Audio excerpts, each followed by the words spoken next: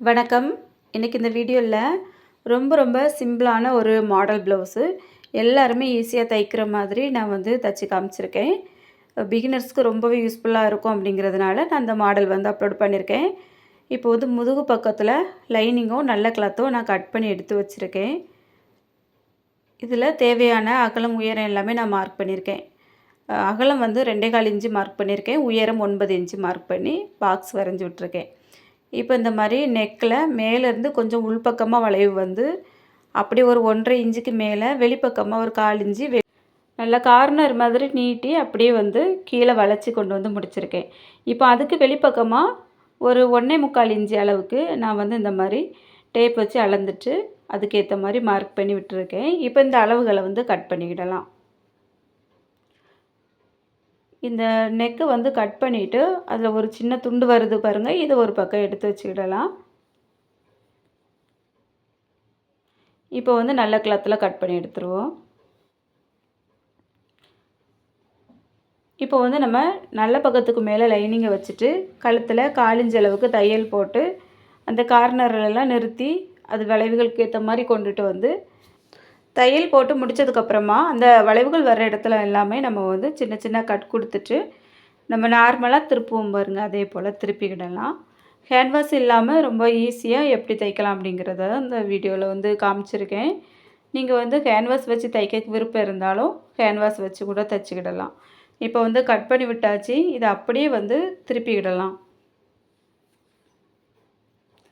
அப்படியே உள்பக்கமாக திருப்பிட்டு அந்த விளிம்பில் வந்து நம்ம தையல் போட்டுடுவோம். அந்த விளிம்பை வந்து நல்லா எடுத்து விட்டுட்டு தையல் போடலாம். ஏன்னா அந்த வளைவுகள் வர இடத்துல கொஞ்சம் உள்பக்கமாக மடங்கி இருந்தாலும் அந்த கழுத்தோட சைஸ் வந்து மாறிடும். அதனால் கொஞ்சம் நல்லா எடுத்து விட்டுட்டு அதுக்கப்புறமா தையல் போடுங்க.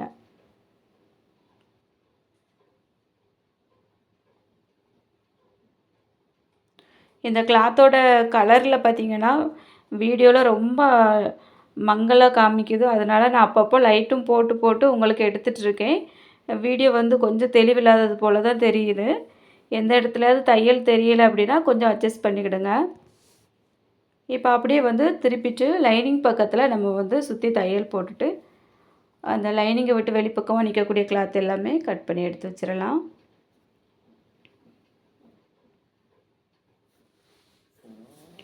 இப்போ அந்த ஒரு சின்ன துண்டு எடுத்தோம் பாருங்க, கழுத்துலேருந்து கட் பண்ணி எடுத்தது, அது ஒரு 2 மடிப்பில் ஒரு கிளாத் வச்சுட்டு அந்த மடிப்பும் ஒரே மாதிரி வர்ற மாதிரி வச்சுட்டு அந்த கழுத்தில் வரைஞ்சிருந்த இடத்த அப்படியே மார்க் பண்ணிடணும். சுற்றி வந்து ஒரு 3/4 இன்ச் அளவுக்கு மார்க் பண்ணிடலாம். இப்போ அப்படியே வந்து இதை எடுத்துட்டு கட் பண்ணி வச்சுருவோம்.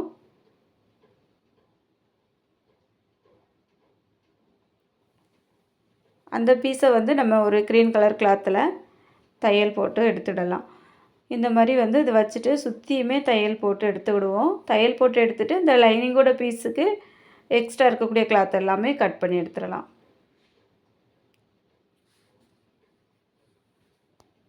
மாடல் வந்து ரொம்பவே சிம்பிளாக தான் இருக்கும். பார்க்குறதுக்கு ரொம்ப நல்லாயிருக்கும். இப்போ வந்து புதுசாக தையல் பழகுறேன் அப்படிங்கிறவங்களும் ஈஸியாக தைக்கலாம். குறைஞ்ச செலவில் தைக்கிற மாதிரி இருக்கும். இப்போ ஒரு சிம்பிளான மாடல் நம்ம நார்மலாக தைக்கிறத விட ஒரு 60-70 ரூபா போல் எனக்கு கொஞ்சம் அதிகமாக இருந்தால் போதும், இந்த மாடல் தைச்சி கொடுங்க அப்படின்னு சொன்னால் நம்ம வந்து இப்படிப்பட்ட மாடல்கள் வந்து தைக்கலாம். கொஞ்சம் ஒரு லைன் மட்டும் லேஸ் வச்சு தைக்கிற மாதிரி இருக்கும். ரொம்பவே சிம்பிளாக முடிஞ்சிடும். தைக்கிறதுக்கும் கொஞ்சம் குயிக்காக ஆகிரும். இப்போ வந்து ஒரு 3 இன்ச் அளவுக்கு நேர் பீஸ் வந்து எடுத்து 2ஆக மடித்து ஒரு பக்கத்தில் தையல் போட்டு எடுத்திருக்கேன்.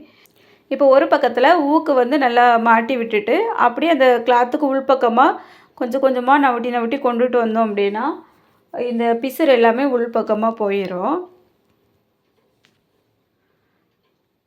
இப்போ அப்படியே நான் வந்து வெளியில் எடுத்துட்டு அந்த ஊக்கை வந்து எடுத்துடலாம். அதுக்கப்புறமா இதை வந்து நம்ம கைகளாலேயே கொஞ்சம் அந்த தேய்ச்சி விட்டோன்னா பணிஞ்சு வந்துடும். அதுக்கப்புறமா நம்ம வந்து இதோட அளவுக்கு எந்த அளவு கரெக்டாக இருக்குது அப்படிங்கிறத பார்த்து லைட்டாக மார்க் பண்ணிவிட்டு இதை வந்து மடித்து கட் பண்ணிடலாம். இந்த மாதிரி மடித்து கட் பண்ணும்போது ஒன்றா தனித்தனியாக கட் பண்ணுற நேரத்தை விட இந்த நேரம் வந்து கொஞ்சம் மிச்சமாகும். அதனால் இந்த மாதிரி கொஞ்சம் பார்த்துக்கிடலாம். இப்போ வந்து நான் அந்த மாதிரி அளவுக்கு 2 பக்கமும் கட் பண்ணி எடுத்து வச்சுக்கிட போகிறேன்.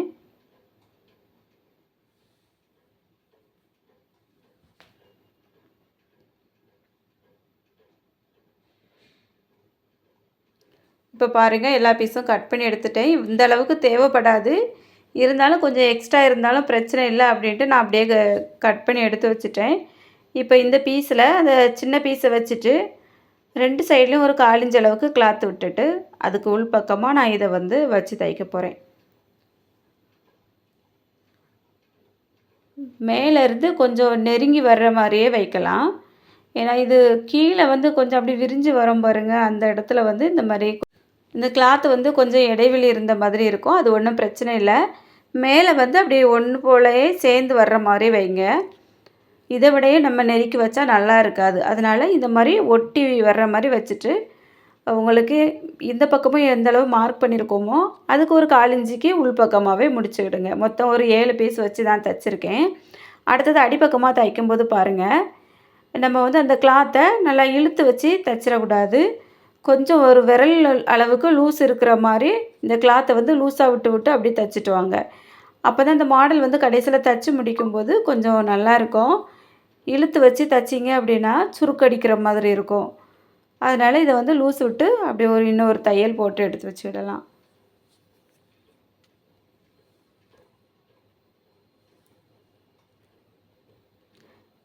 இப்போ வந்து ஒரு 1 1/4 இன்ச் அளவுக்கு கிராஸ் பீஸ் எடுத்திருக்கேன்.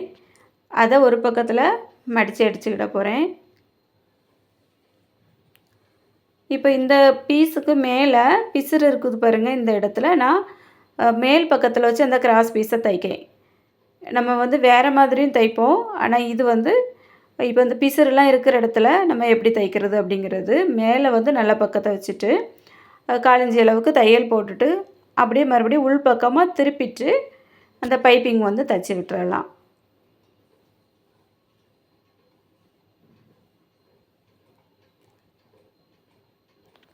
இப்போ வந்து அந்த ப்ளவுஸில் சென்டரை நான் மார்க் பண்ணியிருக்கேன்.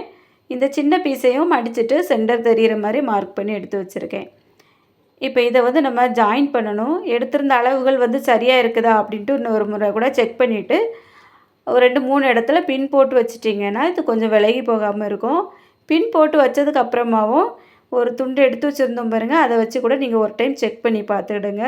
அது வந்து ரொம்பவே ஈஸியாக இருக்கும். இப்போ நான் இந்த இடத்துல வந்து தையல் போட்டுட போகிறேன்.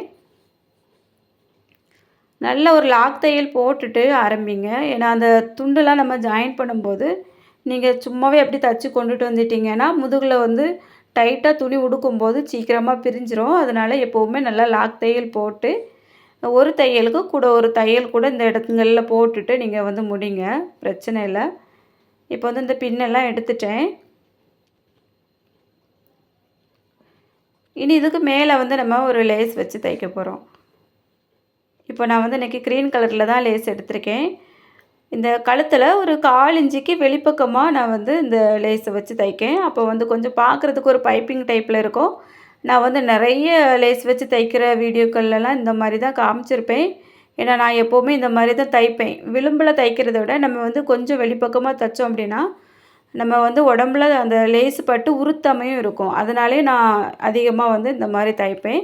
அதுவும் இல்லாமல் நம்ம வந்து இந்த மாதிரி கொஞ்சம் தள்ளி வச்சு தைக்கும்போது அந்த இடத்துல கொஞ்சம் தூரத்தில் பார்க்கும்போது ஒரு பைப்பிங் இருந்தது போல் இருக்கும். அதுவும் நல்லாயிருக்கும். அதுக்காக தான். லேஸில் ஒரு பக்கமாக தையல் போட்டு முடித்தாச்சு. அடுத்தது இந்த வெளிப்பக்கமாகவும் நம்ம வந்து ஒரு தையல் போட்டுடலாம். அந்த கார்னர் வரக்கூடிய இடங்கள்லாம் நான் அழகாக மடித்து விட்டு தைச்சிருக்கேன் பாருங்கள். இதே போல் நீங்களும் தைச்சி பாருங்கள், ரொம்பவே நீட்டாக வரும். இன்னொரு தையல் போட்டு எடுத்தாச்சு. அடுத்தது இந்த ப்ளவுஸுக்கு வந்து ரோப்பு ரெடி பண்ணிடலாம். 2 கிராஸ் பீஸ் வந்து நான் எடுத்து வச்சுருக்கேன். அதை நம்ம நார்மலாக ரோப்புக்கு தைப்போம் பாருங்கள், அதே போல் தைச்சி திருப்பிட்டேன். இப்போ இதில் வந்து ஒரு 3.5 இன்ச் அளவுக்கு சதுர பீஸாக நான் எடுத்து வச்சுருக்கேன். 4 பீஸ் எடுத்து வச்சுருக்கேன். இந்த 4 பீஸையும் சேர்த்து வச்சு நான் வந்து ஒரு முக்கோண ஷேப்பில் மடிச்சுக்கிட்டேன். இப்போ அதை அப்படி வந்து ஒரு அரை வட்டம் மாதிரி கட் பண்ணி எடுத்திருக்கேன். 2 பீஸை வச்சு நம்ம வந்து ஒரு 1/4 இன்ச் அளவுக்கு இந்த இடத்துல தையல் போட்டுட்டு அப்படியே திருப்பிவிடலாம். திருப்பிட்டு விளிம்பில் மட்டும் ஒரு தையல் போட்டுருவோம். இப்போ சுற்றியும் தையல் போட்டுடலாம். இந்த இடத்துல நம்ம வந்து லேஸ் வச்சு தைச்சோன்னா பார்க்குறதுக்கு ரொம்பவே நல்லாயிருக்கும். இதே போல் 2 ரோப்புக்குமே நம்ம வந்து தைச்சி எடுத்து வச்சுக்கிடலாம். ரொம்ப ரொம்ப ஈஸியாகவும் வேலை முடிஞ்சிடும். பார்க்குறதுக்கும் ரொம்ப நீட்டாக இருக்கும். அதுவும் இல்லாமல் நம்ம கடைகளில் போய் ரோப்புக்குன்னு தனியாக செலவு பண்ணுற அவசியமும் இல்லை. லைஃப் லாங் அப்படியே நம்ம ப்ளவுஸ் எவ்வளோ நாள் உழைக்குதோ அந்த அளவுக்கு இந்த ரோப்பும் வந்து நமக்கு உழைப்பு இருக்கும். இப்போ 2 ரோப்புமே நான் வந்து தச்சு ரெடி பண்ணிட்டேன்.